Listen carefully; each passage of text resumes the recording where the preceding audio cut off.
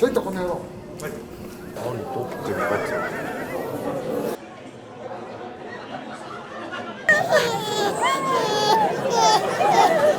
そうですね。ダメでしたね。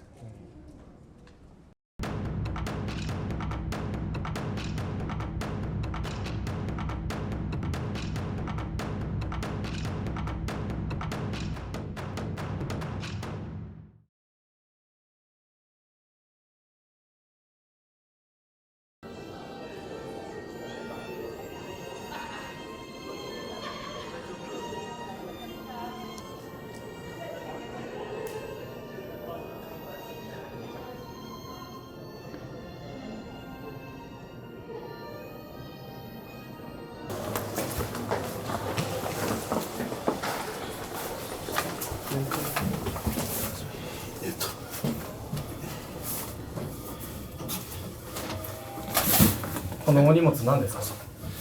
それは来てもらわないと分かんないっすよ。そう簡単に教えてもらえると思って。これが何かなって気になる人は千秋楽パーティー来てください。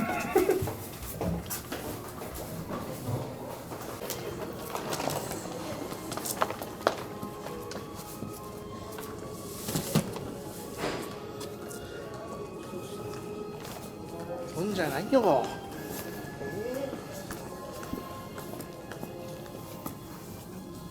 初めて見ました、その着物。なんとはい。今年の大竹部屋の反物です。今年の。はい、こういうのって毎年変わるんですか？そうですね。毎年大体作りますね。青をちょっと基調として、はい、師匠のデザインで。めちゃくちゃかっこいいですね。師匠が虎が好きっていうことでは虎を入れたみたいです。い。めちゃくちゃかっこいいですね。虎入れてもらうと喜ぶ人が。確かに。虎の方。虎の方。はい。虎の方ですか？あ、虎です。今回の式典にはなんかそうですね。虎があしらわれてます。虎でめちゃくちゃ嬉しいです。小手さん虎好きなんですか？虎好きですね。動物の中でも結構上位に来るぐらい。上位ってことは1位ではない。1位はもうあれでしょなんですか？う。ね、もうみんなお分かりになると思うんですけど、ドラゴン。ドラゴンじゃないですね。カブトムシ。まあ YouTube 見ていただいたら分かるんで。小手さんの一番好きなはい動物。はいわかるかな YouTube 見て。分かります。本当ですか？はい。虎鉄の虎なんで。虎鉄の虎？そうです。違うよ。全く関係ないです。一番好きな動物は？俺ペンギンっす。あ、一番好きなの言っていいですか？はい。鳩。何も考え動き可愛いじゃないですか。鳩のはい。首の動きですか？そうです。で必ず近く寄ったら避けていくじゃないですか。はい。はい。そういうところが好きですね。虎は避けていかないですか？三重県の鳩は逃げる人から。東京の鳩って逃げないじゃん。そうですね。逃げないです逃。げない。はい。でも近く行ったら本当にシュッとこう逃げていくじゃないですか。ペンギン博士ですよね、武藤さんね。はい。なんか前に水族館の話したら水族館行きたいっす。すごい詳しかったですよね。行こうかな。名古屋港水族館行かな明日時間あるんですか？い？ない？昼。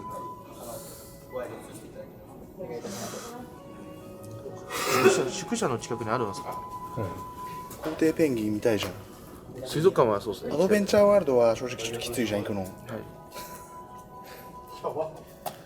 俺でも近くまで行ったことあるんですよ。アドベンチャーワールドの。はい。でもいいやと思って。パンダがまだいたっす。ああ、なるほど。アドベンチャーワールドにも。ペンギンのさ、物食べてるところ怖くない？ちょっとあんまり詳しい。死んだからさ、めちゃくちゃ歯あってさ。それはちょっと怖いですね。イルカとかペンギンとか見れないですよ。口の怖いじゃないですか。でも虎は？わかんないです。生で見たことないです。本当に？動物園とかでもないですか？動物園最後に行ったのがもう自分が保育園の時とかなんですけど、もう記憶にないですね。行こう動物園じゃあ行きたいです。じゃあ2人で動物園と水族館行くとき2つ同行させてくださいよ。どっちか。水族館二人きりで行きたいよな。そうですね。なんか変な人ついてきて。変な人。いいの履いてるな。いいの履いてますね。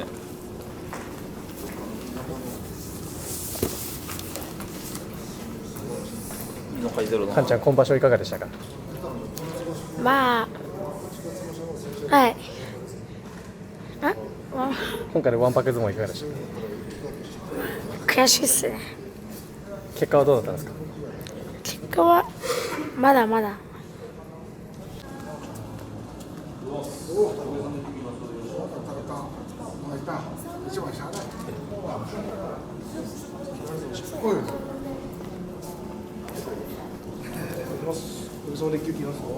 6番。はい。戻ってきたな。はい。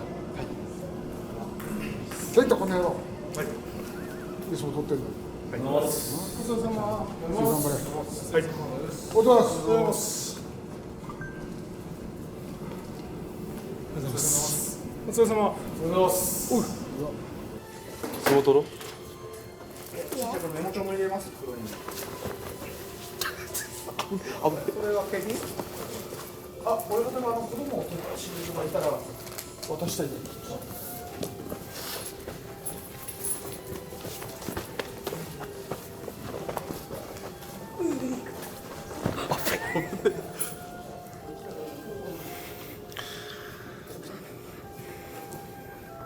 負けました。うまい。待てほら。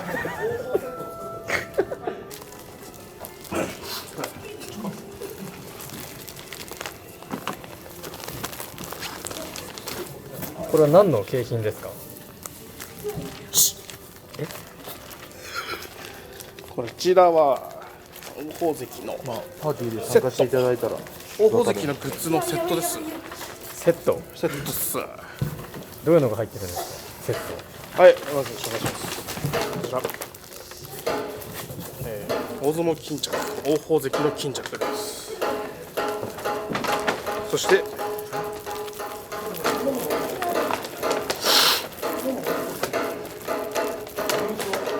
王鵬関うちわ、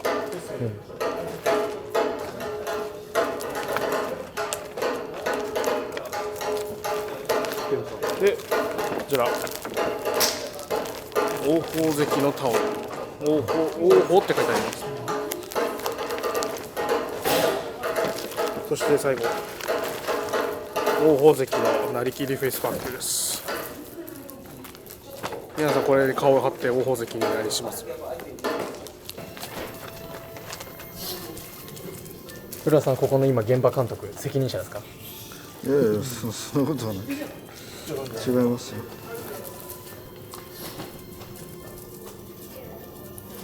近いですよ。ないよ。ですか。近い。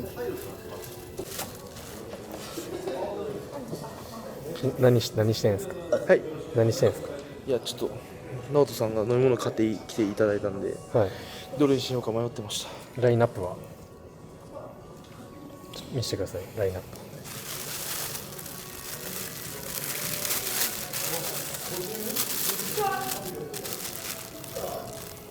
グリーンだからとはい。ルイボスティー、はい。それと緑茶ですね。あ、なるほど。その中からそうですね。何選ぶんですか？まあグリーンだからですかね。あ、グリーンだから。はい。うん。ペッパーが一番好きなんだっけ？そうですね。ドクターペッパーとそれで、はい、水が好きです一番。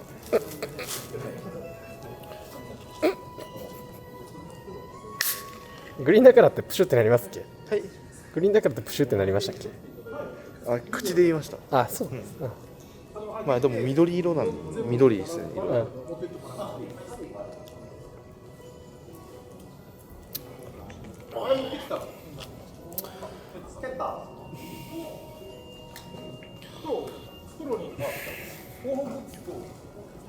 どうしました？う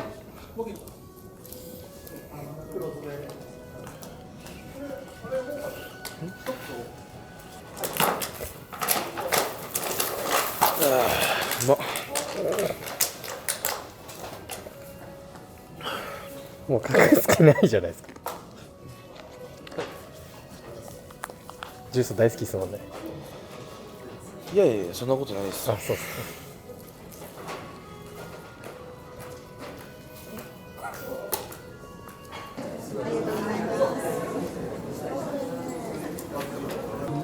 びっくりした。博多の試合やっちゃうのダメ。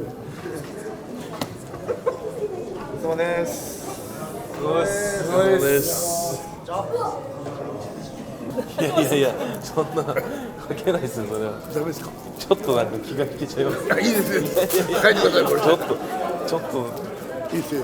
記念に帰ってください。ちょっと気が。この辺でいいですか、じゃあ。大きく真ん中に帰ってください。真ん中、はい、どこでもいいですよ。こう行きます。はい、行ってください。マジっすか？マジっす。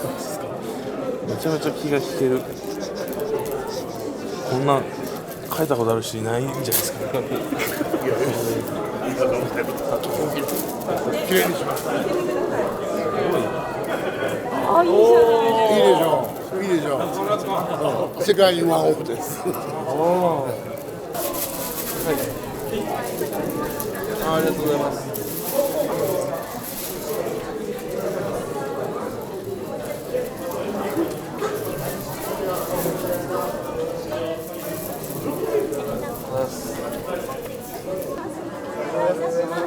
お疲れ様です。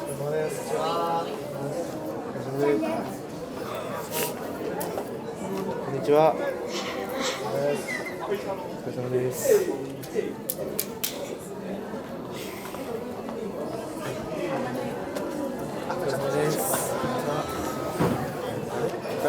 や、ちょっとわかんな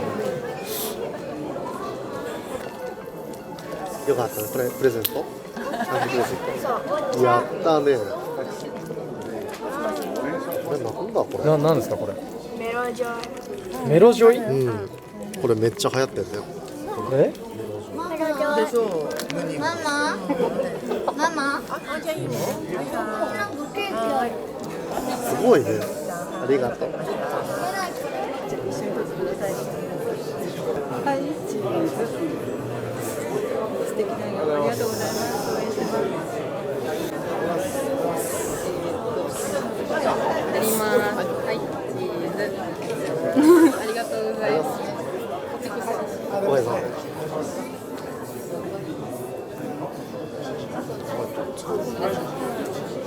何撮ってんだ。なんですか？なんですか？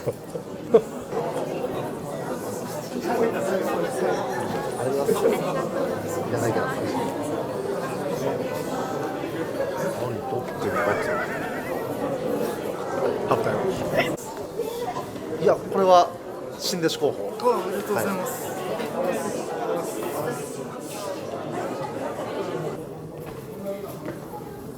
じゃあもう時間なんで、もう始めてくださいの。はい。どうぞ入って。もうそのもうお願いします。舞台上がったらすぐ降りるかはい、椅子一応ら。あります。すみません。え、あれ、お父さんについていけない。何を。なんだろうお前お前王鵬の後ろから歩いてこう。すり足で。え、すげえ。後ろでみんなすり足続くから。お前ちょっと1、2っていかない。あ、シロさんと五郎さんの。シロ、五郎、はい。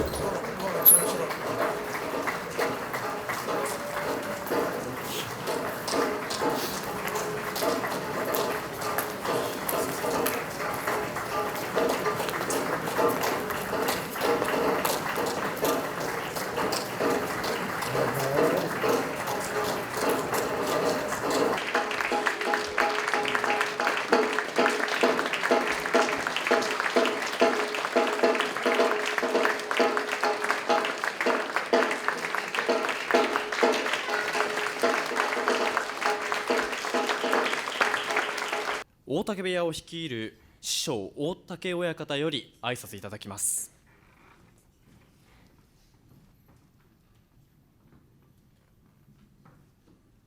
皆さんこんばんは。本日は、大竹部屋千秋楽の打ち上げ式にお越しいただき誠にありがとうございます。皆様方のおかげで無事に千秋楽が昨日、終わりました。力士たちの、結果というのはやはり勝負ですから、いい力士もいれば、負け越した力士もいます。ただ、どの力士も、しっかり稽古に励み、土俵に上がりですね、一生懸命戦った結果ですので、もっともっと皆さんに喜んでもらえるような姿をお見せできるように精進してまいりますので、引き続きこれからも大竹部屋をよろしくお願いいたします。本日は誠にありがとうございます。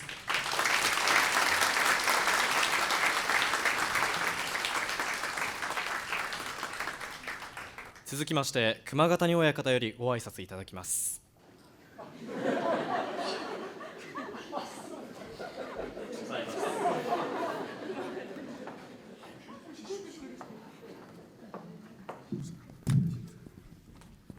こんばんは。改めまして、熊ヶ谷と申します。昨年まで、大竹部屋として師匠さんやらさせていただきました。今年から新大竹親方が、先頭を切って部屋を頑張ってくれております。私はね、親方に本当感謝したいのは、最初はやはり力士とですね、ちゃんとやってくれるかなっていうちょっと半信半疑な気持ちもありました。逆にちょっとジェラシー感じで、ね、ものすごい若い人溶け込んで、みんなの気持ちをですね、組んで頑張ってるかと声かけてくれているようです。そういう意味でも、本当に大竹谷は、これからもこの大竹部屋をもっともっと大きな部屋にしてくれることじゃないかなと期待しておりますので、どうか今後ともこの大竹部屋をよろしくお願い申し上げます。簡単ではございますが、私の挨拶とさせていただきます。ありがとうございました。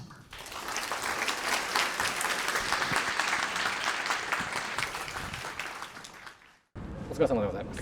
お疲れ様です。熊ヶ谷親方から見て、今場所いかがでしたか。部屋の、全般を見るとね、もう少しみんなが勝てたんじゃないかなっていう気もあるんだけど、王鵬がね、本調子じゃなかったのが、残念かなと思いますね。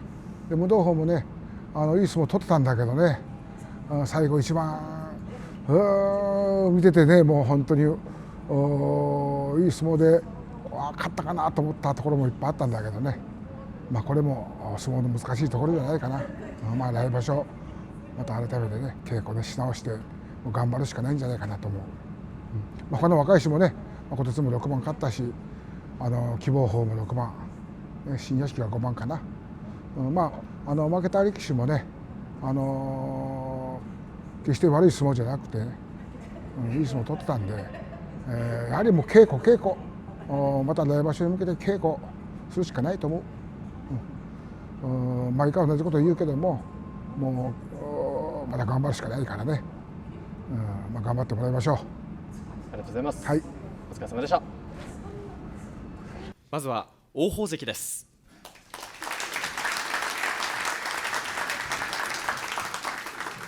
皆さんこんばんは、王鵬です。また来場所に向けてしっかり体と気持ち作って頑張っていきます。これからもよろしくお願いいたします。皆さんこんばんは、無道鵬です。今場所3勝4敗で負け越してしまったんですが、最後十両の土俵で取れて、また15日間大いちょうで相撲取れるような番付に上がれるように一生懸命頑張るので、応援よろしくお願いします。こんにちは、無道鵬です。今場所は3勝4敗でした。で、負け越してしまいました。はい、お疲れ様です。お疲れ様です。今場所振り返って、個人的に印象に残っている一番ありますか。やっぱ最後の一番3勝3敗で負けてしまった相撲がっぱり悔しいですね。あの時はどういった心境でした？いやもう心境、相手は強いことは間違いないので、自分の持てる力全部出し切ってっ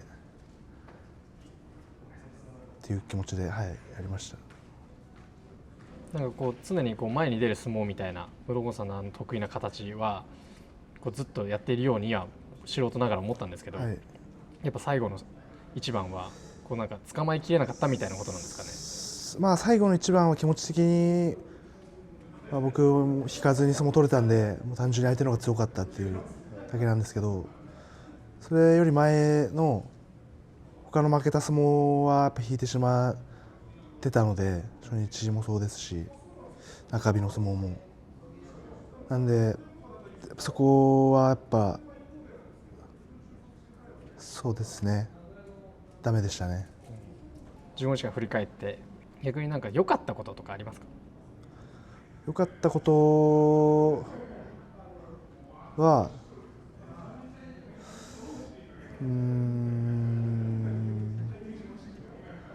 勝てた相撲はやっぱしっかり前に出てついてって手も伸びてたんで、それをそうです、全部出せるようにしていきたいです。逆に悪かったことは？やっぱり引いてしまっていることですね、初日と中日。そうですね。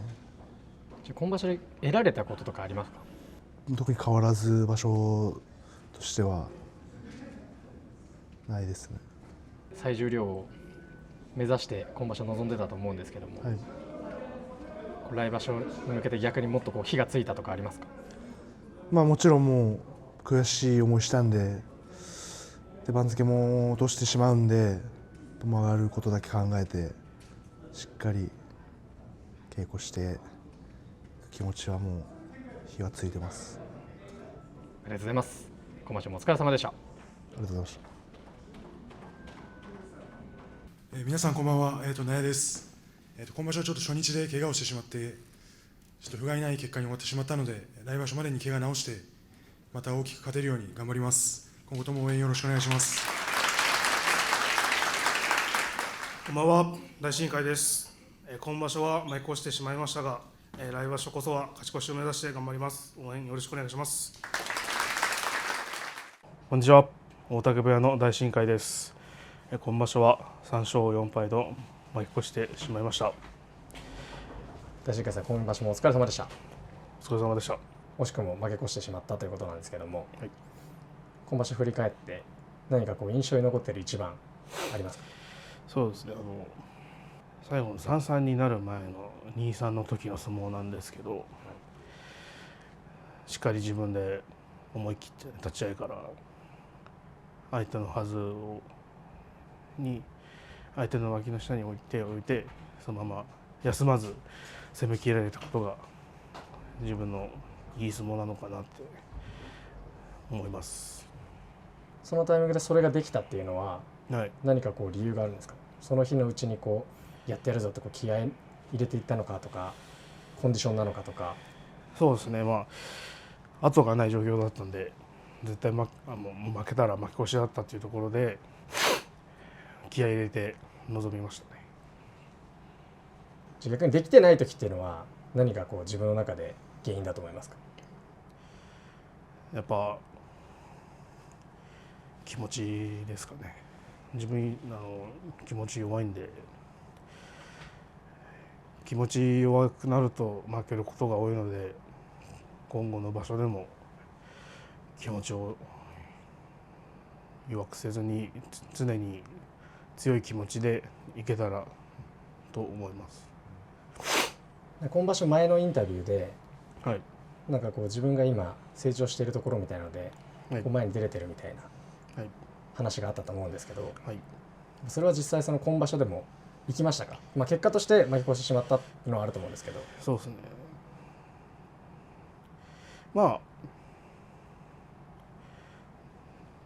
場所が始まるにつれてちょっとずつですけど成長してるなと思います。でその稽古も生きたんですかね？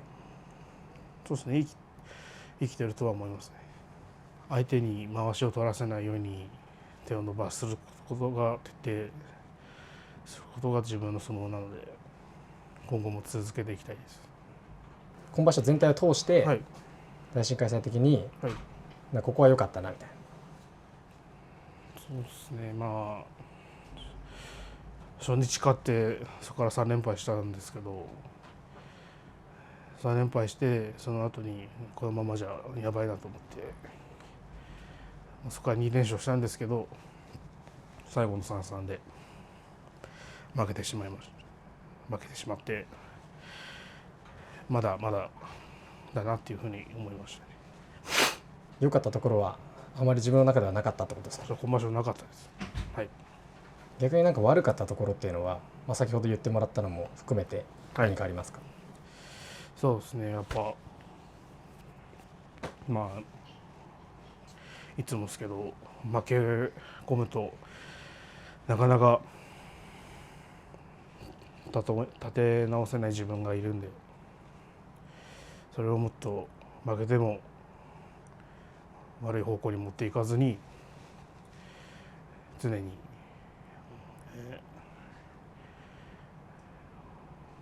ポジティブっていうかプラスに考えていこうかなっていうふうに思います。ありがとうございます。今場所もお疲れ様でした。ありがとうございました。こんばんは。今場所は6勝1敗で勝ち越すことができました。来場所は幕下で相撲を取るので勝ち越せるように頑張ります。応援よろしくお願いします。こんにちは、小鉄です。今場所は6勝1敗で勝ち越しました。おめでとうございます。ありがとうございます。今場所もお疲れ様でした。小鉄さん、振り返ってですね、印象に残っている一番何かありますか？印象に残っている一番は勝ち越しを決めた一番です。その理由は何でしょうか？引かれて前に出る相撲で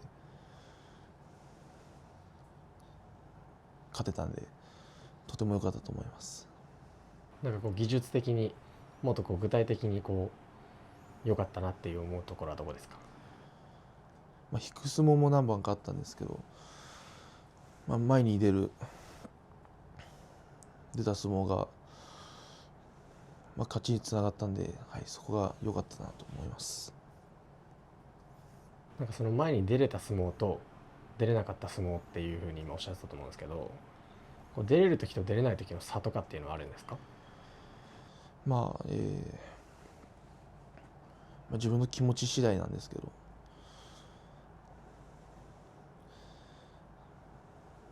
何も考えずにやってやるぞっていう時は前に出れるんですけど、大勝ちかかってたり勝ち越しした後とかは、絶対勝ちたいっていう感じが出てちょっと引いちゃう場面もあったんで、考えすぎてみたいなことですかね。はい。それで言ったら4連勝してから1敗したと思うんですけど、その時はどういう感じの立ち合いだったんですか？相手が横にずれて上手を取ってくる相撲が多いんで、どっちかについていけたらなと思って見ちゃって、前に突っ込まれて、そして何もできずにやられちゃったんですけど、立ち合いの最初はしっかり当たって、そこから反応できたらいいなって思います。それを踏まえて改善点とか今場所でありますか？改善点は攻めるスピードが遅いんで、止まらずに前に足を運ばせれたらなと思います。開幕から4連勝でストレートの勝ち越し決めたわけですけども、その時意識してたこととか、その理由とかって自分の中で何だと思います？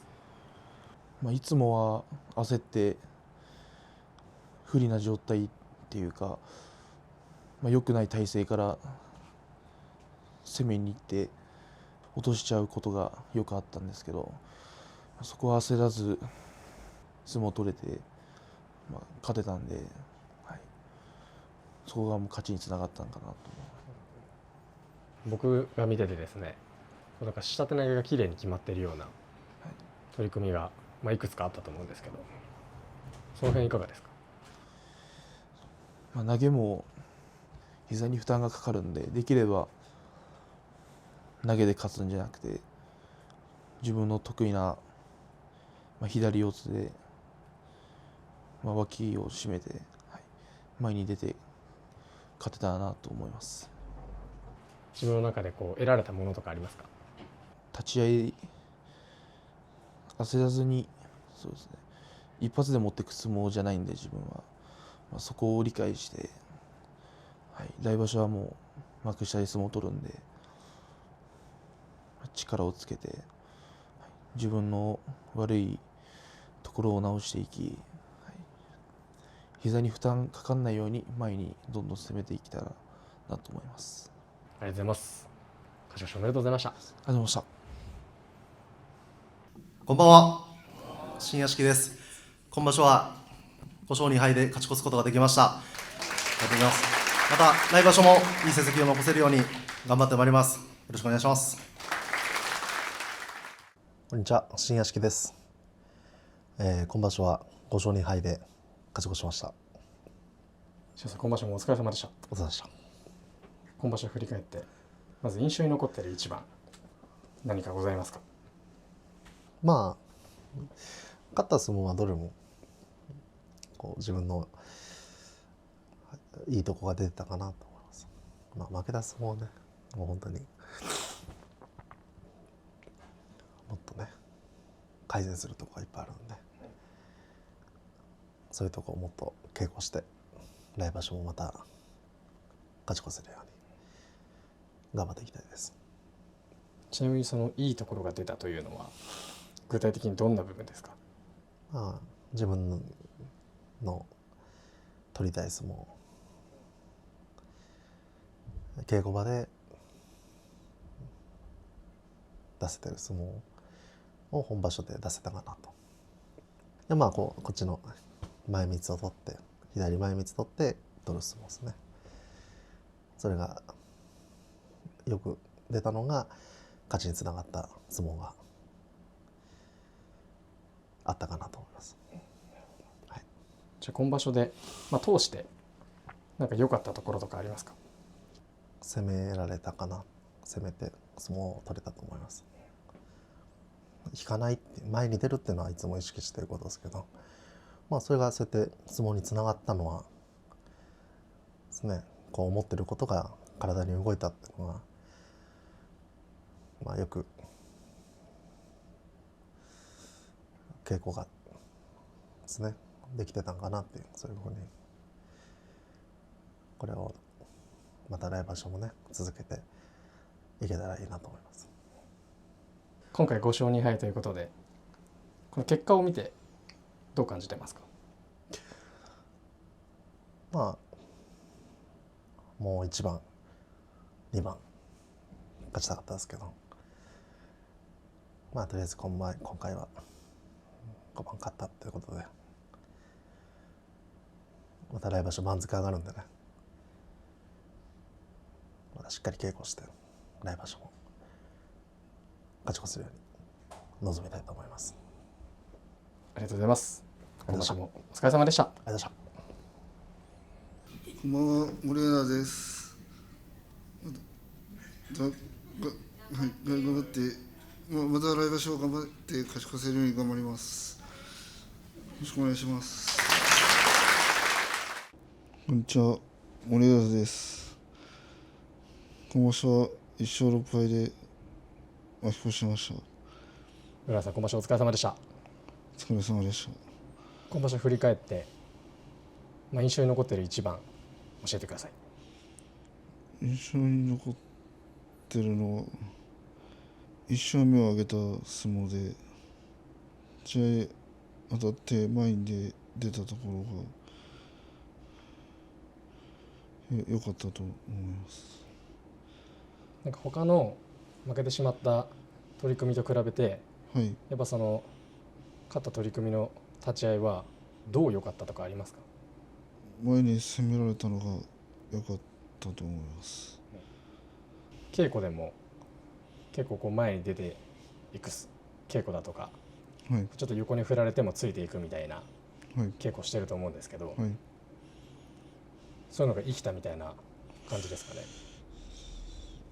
そうですね、動かれてちょっと負けてしまった相撲もあるんですけども、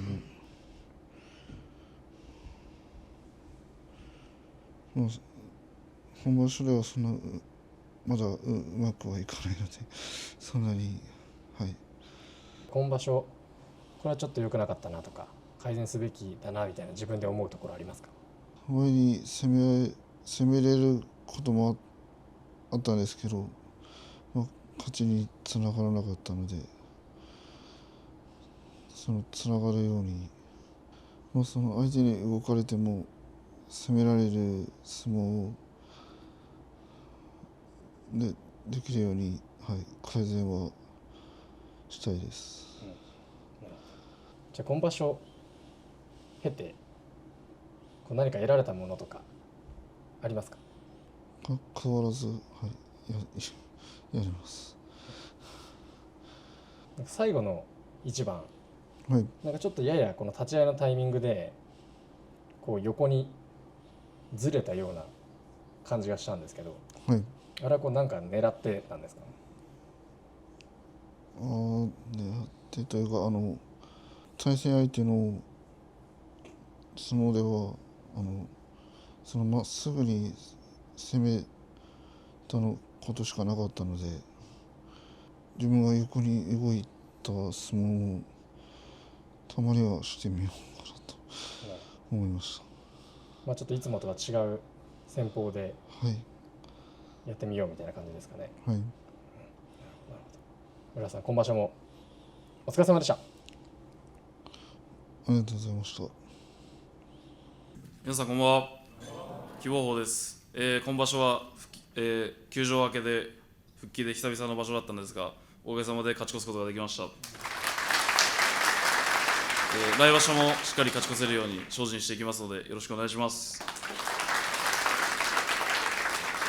じゃあ須崎改め希望法です。今場所は6勝1敗で勝ち越しでした。おめでとうございます。ありがとうございます。今場所振り返って、はい、印象に残っている一番まずありますか？まあやっぱ勝ち越し決めた一番ですかね。これなぜこうどういうところが印象に残ってます？そうですね。まあ久々に勝ち越したんでっていうので印象に残ってます。はい。逆にその唯一の1敗だった一番については、なんかどう感じたとかありますか？強かったですね。また当たると思うんで、はい。あまり詳しくはあえて話さないです。じゃあ他のその白星を挙げた5番についてなんですけど、はい、どんなこう相撲できたなとかありますか？まあ師匠にもそうですね。師匠に稽古場で言われてる通り、しっかりついて動いてっていう相撲が取れたんじゃないかなと思います。まだ完成やっぱしてないんで、もっと稽古しないとなっていうのは感じました。今場所その振り返って、はい、全部振り返って良かったところとかはありますか？まあ自分の頭の中にある動きができたんで、それできた上で勝ったり負けたりだったんで、あとはそのしっかりもっと考えて取れれば最善の作戦でというか体は動いてたかなと思います。逆に悪かったところとかあります？改善点とか。悪かったところはそうですね。まあやっぱもっとついていきたいなっていうところがあるんで、動きだけじゃなくて突き押しの部分をもっと磨いていきたいですね。やっぱりその力士の中では、小柄な方だと思うんですけど、はい、その大きい力士と対戦するときに意識していることとかってあったりしますか？特にないですね。なんか大きい力士とかじゃなくてもその相手一人一人で変えてるっていうか、その相手に一番勝てるなって思う方法を取りたいなと思ってるんで、大きさでどうこうっていう感じじゃなくて相手でどうこうっていう感じですね。で今回もそれをもちろん意識して。そうですね。大きいからこうっていうよりはやっぱり大きい人でもタイプが違ったりとか、四つ相撲がいれば押し相撲もいればってところもあると思うんで、大きさだけじゃなくてその相手一人一人をしっかり見て何するかっていうのを決めて臨んでいます。そういうのってやっぱこう前もってその方の相撲を見たりとかして研究してるんですか？そうですね。ある程度見て、やっぱ知らないのと知ってるのじゃできることも違うんで、ある程度は見てます。なるほどな。今場所通してなんか自分自身得られたこととかありますか？そうですね。まあ久々だったんで、久々でも体動くなっていうのを感じましたね。本当おっしゃられたように久々の7番だったと思うんですけど、どうでした？まあ悔しかったです。はい。なんか6勝1敗の力士は木保さんだけ。そうですね。たまたまですけど珍しくですね。来場所はもっと気合い入れてって感じですか？まあ常に気合い入れてるんで、はい、もっととかはないですけど、また勝ちたいんで精進していきます。ありがとうございます。お疲れ様でした。こんばんは。研修生のモンゴルシティのメンガーです。今後もよろしくお願いします。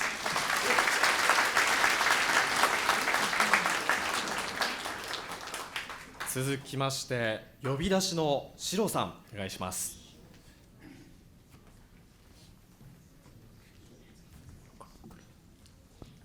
こんばんは、呼び出しのシロです。今場所も無事に終わって安心しました。また来場所もよろしくお願いいたします。失礼します。シロさんお疲れ様でございます。おはようございます。今場所振り返っていかがでしたか？そうですね、やっぱり名古屋場所は特に時期的に暑いんですけど、なんとか15日間終わって安心してます。はい。場所中はいかがでしたか？そうですね、もうマイペースでやってこれたのが一番だと思います。はい。ありがとうございました。はい、お疲れ様でした。はい、こんばんは。三役格の呼び出しの五郎です。今場所は、千秋楽の決定戦とかやりましたが、なんとか頑張ってやりました。また今年も、また来年もよろしくお願いします。五郎さんお疲れ様です。お疲れ様です。今場所はいかがでしたか？忙しかったです。っていうか、千秋楽はやっぱりね、決勝戦とかいろいろなものがあったんで、バタバタしましたが、ね、みんな頑張った人もいれば頑張ったけどね、いろんな人いると思いますが、いろいろありがとうございました。なんとか終わりました。大嶽部屋の力士の皆さんはいかがでしたか？みんな頑張ってましたからね、精一杯やっててね、勝ったり負けたりもありますけど、なんとか、自分の力出してたと思います。五郎さんの仕事ぶりはいかがでしたか？なんとか千秋楽まで行けました。この暑い中、なんとか頑張りました。お疲れ様でした。ありがとうございました。こんばんは、床直です。今年は大変お世話になりました。また来年もよろしくお願いします。以上、大嶽部屋の皆さんでした。今一度大きな拍手でお迎えください。ありがとうございます。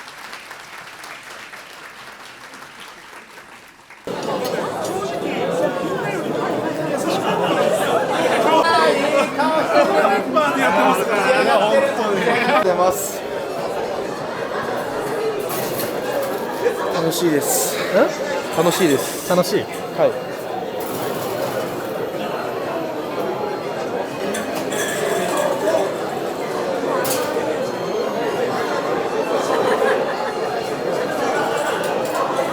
いや、もみあげ取らないでください。もみあげ取らないで。伸ばすんですか？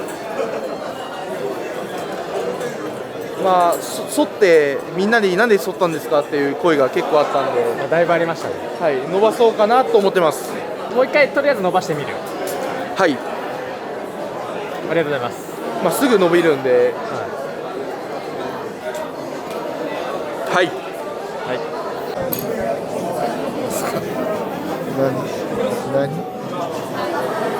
何してるんですか、こんなところで。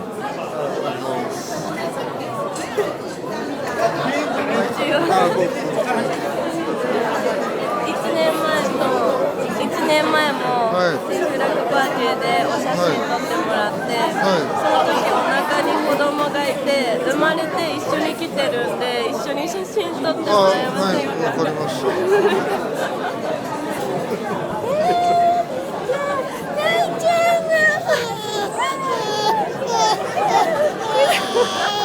ありがとうございます。応援してます。YouTube も可愛くて、ワンちゃんの散歩、お散歩。ありがとうございます。よかったですね。応援していただいて嬉しいですね。そうです。でもじゃあ他からちゃんとプレゼントして大丈夫？はい、ぜひお願いします。本当？お紅茶でも何でも大丈夫なんですか？すごい美味しいのがあるので、またはい、ぜひ。何撮ったんだ？何話してたんですか？何撮ってんだお前。何そんないっぱい持って。飲んでんの？全部飲むんですか？飲んでんの？飲んでるんですか？飲まなしゃあないでお前ほんま。編集力やだ。あ、そう、まあパーティーですから。そうだよ。はい。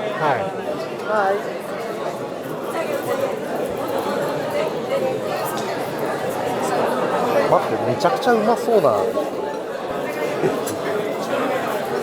ごい。さすがヒルトン名古屋。これ俺食ったら怒られますかね？食っていいよ。早く食えよお前。パーティーだぞお前。急にお祭り男になるんだ。しやさんってパーティーだとお祭り男なんだ。祭りやお前、選手らが。相撲の面白さっていうのはどういうところだと思いますか？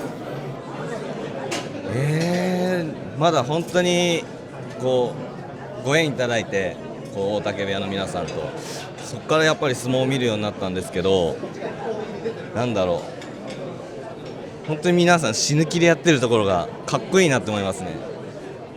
自分も頑張ろうと思いますこの千秋楽パーティーの魅力みたいな部分ってどういうことなのかと思いますか？距離感がこんな風にお話しできるタイミングってなかなかないので、本当にいつも楽しみにしてます。相撲の面白さって何だと思いますか？相撲の面白さですか。で、体でかい人に対して低く当たって、それがもう醍醐味ですね。やっぱり相撲って体重制限がないから、そうですね、階級がないから無差別ですから。相撲の面白さって何ですか？もともとは本当に相撲何にも僕知らなかったんですよ。奥さんの、僕のお父さんが、関取だったので、その関係で初めて相撲を見に行った時にこの衝撃音というか本当にびっくりして、トンとトンが当たる、もう本当命と命のぶつかり合いじゃないですけど、もうそれに感動して、もうそこからもうどっぷり相撲ハマっちゃいました。本当にいつも応援してもらって取り組みしてる時も声援が聞こえるぐらいなんで、ありがとうございます。いやもう本当にそれぐらいしかできないんで、気持ちだけはしっかりちゃんとみんな見に行った時、自分が見に行った時は本当に本当に応援させてもらってます。相撲の面白さってどういうところですか？いや、真剣勝負でしょ。真剣勝負。もうそれ以外何もなくて、あとは力士さんのその立ち合いの集中力、これはやっぱりプロ以上ですよね。もう勝った負けた方がいいです。勝った負けた方がいい。そのやっぱ真剣勝負っていうのがなかなか今の時代ね、なくなってきてるので、いや本当にちょっとお相撲はね、いいと思いますよ。はい。僕は間合いですよね。こうやっぱり僕もピッチャーやってたんで、すごい間合いが勉強になるというか、やっぱりこう本当に息詰まる瞬間じゃないですか。やっぱりすごい間合いっていうのはね、気になって見てます。はい。では最後に大竹部屋にメッセージをいただいてもよろしいでしょうか？はい。大竹部屋というか、親方ですね。あの人の笑顔がね、なんかすごく元気にしてくれるというか、ああいうハンカチもね、僕強制的に買わされましたけど、ハンカチがなぜか受けて、もう最近しょっちゅう持つようにはしてるんですけど、親方、ともども力士の人もね、頑張って、もうずっと応援しますので、よろしくお願いします。ちなみにそのハンカチは今お持ちなんですか？ハンカチそこに。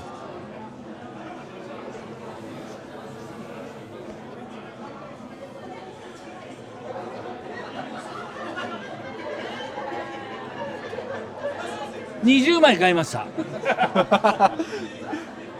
そうですね、本当怪我なくやってほしいと思いますし、僕もね、ちょっとフェイスパック、大相撲のなりきりフェイスパック、僕、作らせていただいて、今年も売らせていただいたんですけど、一人でも多くね、フェイスパックになる力士が増えてほしいなと思います。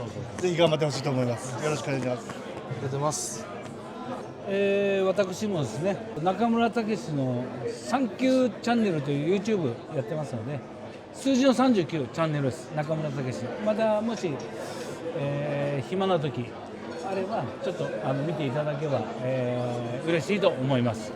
これがちょっとね、ちょっとコラボも考えてね、どすこいどすこいでよろしくお願いします。またよろしくお願いします。よろしくお願いします。はい。これどうですか？僕が作った抽選箱です。こっちから写してください。一番綺麗な面こっちなんで。番付表抽選箱。はい。これ今場所の番付ですか？はい、そうです。156番。これとこれ156番です。子供にこれどうぞ。いきます。61番。43番。139番。140番。続いての景品はポーチ2個。じゃあここでしか当てになりません。大竹部屋のポーチです。これ売ってないのでここでしか当てになりません。続きまして景品があります。タオルです。こちらも売っていません。大竹部屋の力士の名前が入った呼び出しさん、裏方さんの名前が入ってます。タオルです。こちらがじゃあ1個目いきます。151番。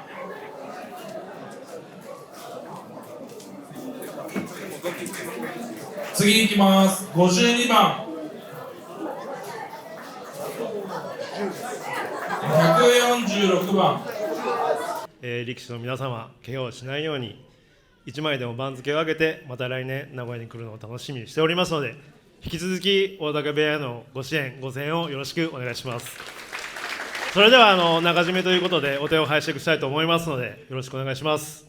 大竹部屋のますますの発展と、力士のさらなる飛躍、本日ご臨席の皆様の、ご健勝とご多幸を記念いたしまして、一丁締めで締めたいと思いますので、よろしくお願いします。それではお手を拝借よー、ありがとうございました。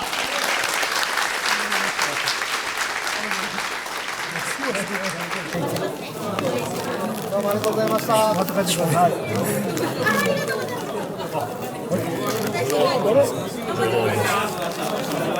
すみません、ありがとうございました。子供だけで、子供限定です。すみません、お疲れ様です。どうでしたか、千秋楽パーティーは。めちゃくちゃ楽しかったです。また来年も、番付上げて帰れてこれるように頑張りたいと思います。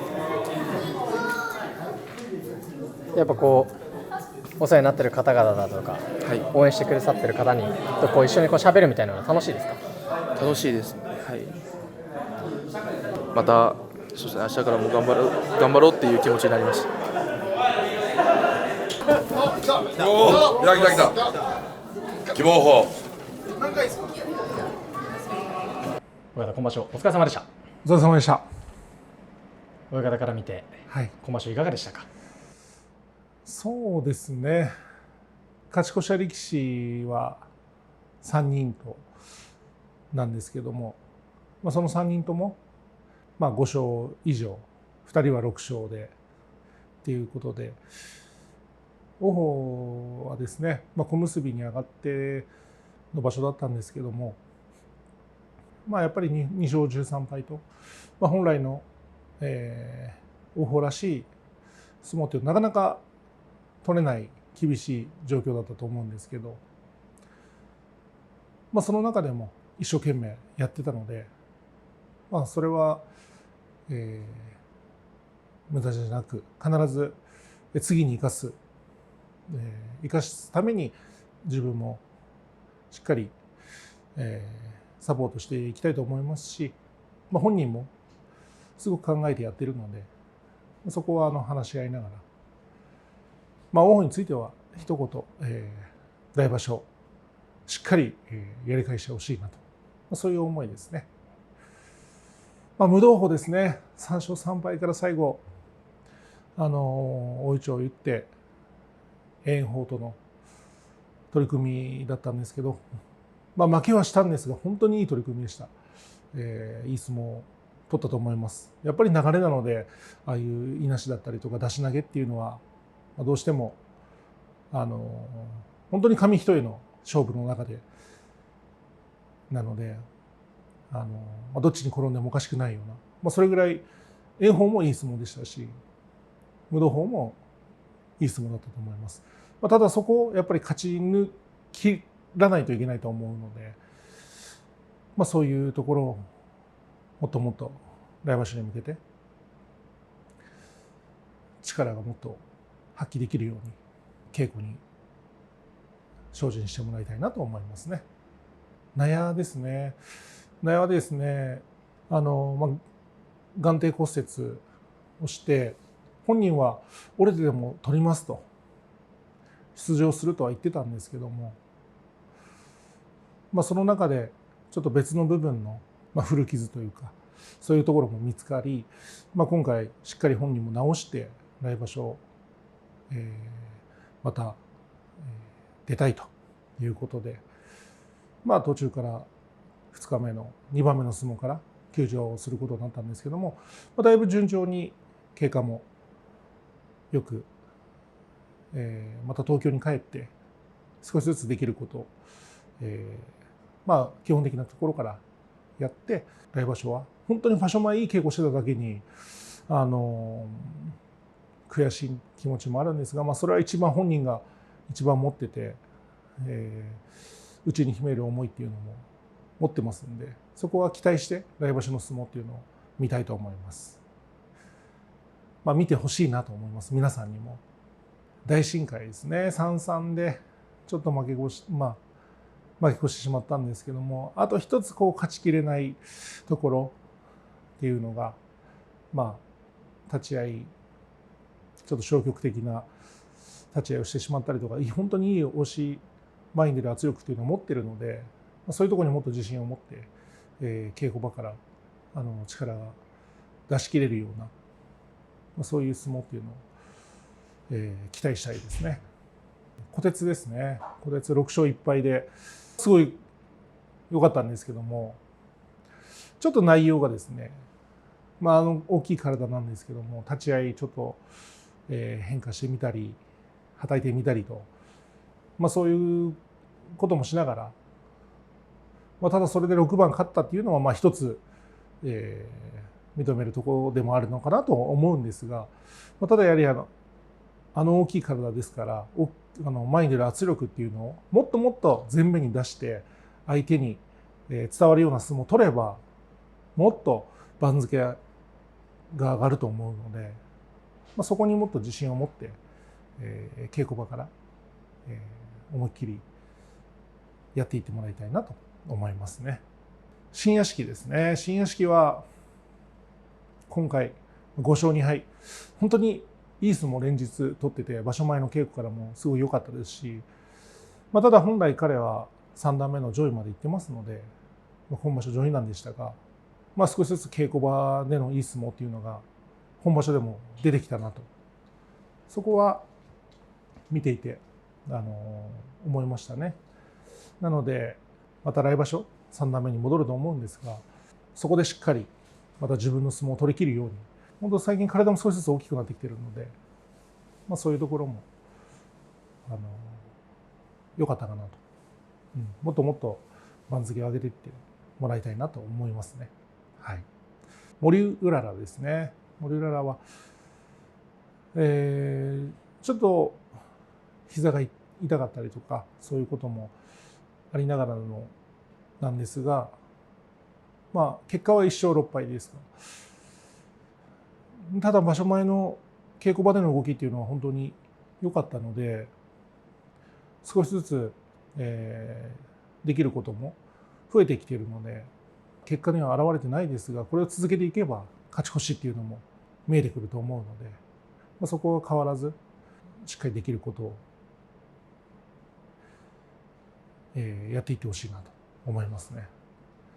希望峰は今場所、1年以上ぶりの休場からの復帰ということで、しこ名も改名して心機一転の出場だったんですが、ずっと休んでたわけじゃなく、できることを稽古場でしっかりやってはきてたので、だいぶ動きも良くなってきましたし、体もほんの少し大きくなってはきてますので、ただ太ればいいってわけではなく、しっかり、稽古して一回りしっかりと筋肉をつけて、もっともっと希望峰らしい、お客さんを喜ばせる相撲っていうのを彼は取れると思うので、そこは、来場所も、6勝1敗でしたが、番付も大きく上がると思うので、来場所も皆さんに期待して見てもらいたいなと思います。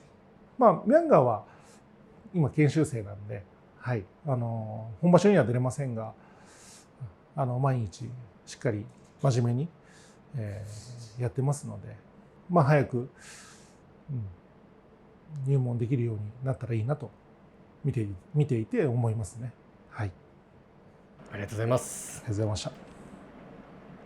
お疲れ様でした。ありがとうございました。